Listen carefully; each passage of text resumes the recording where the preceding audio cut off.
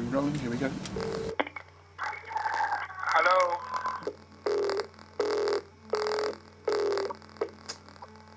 The fresh air, the sun, those things are very important.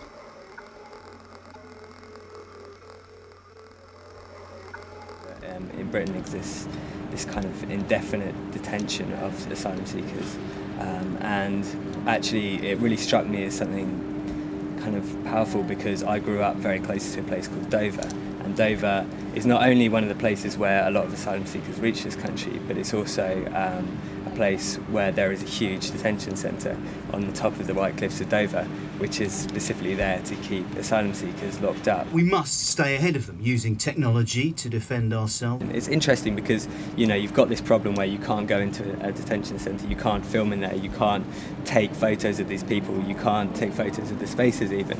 So how are you going to translate that? Working with the animation, I think, was really kind of a no-brainer for me. It's like, you know, it's a really interesting way of taking on this issue. You're not looking necessarily at the individuals, you're looking more at the situation and the problem in itself. And I think, you know, animation has that. Animation can kind of like be a bit more universal. You're not talking about this person in this particular situation. You're talking about something more universal because the drawing itself is kind of something more ephemeral.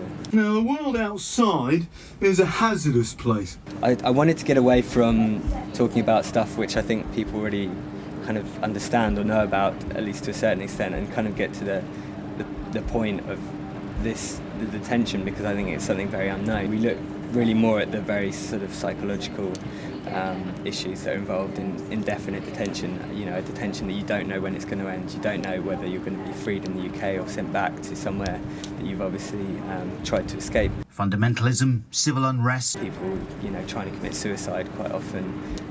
There's some very vulnerable people in there psychologically.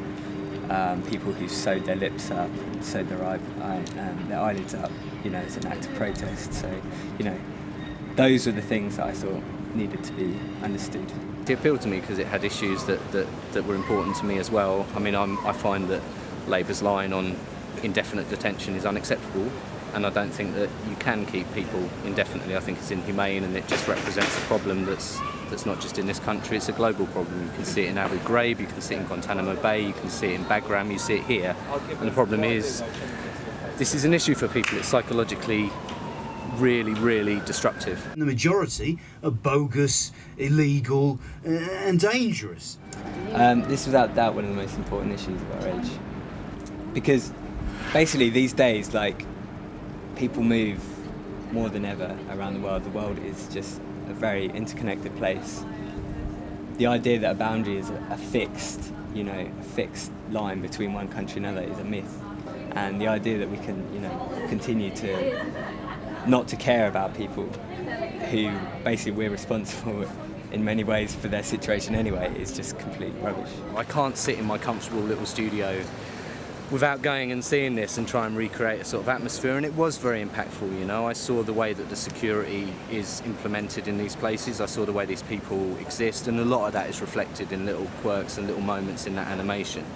You know, I just hope that the film, you know, just grabs people's attention for this particular issue. I think, you know, it's a really important issue, and I think with a bit of weight behind it, we could actually quite easily end indefinite detention in the UK.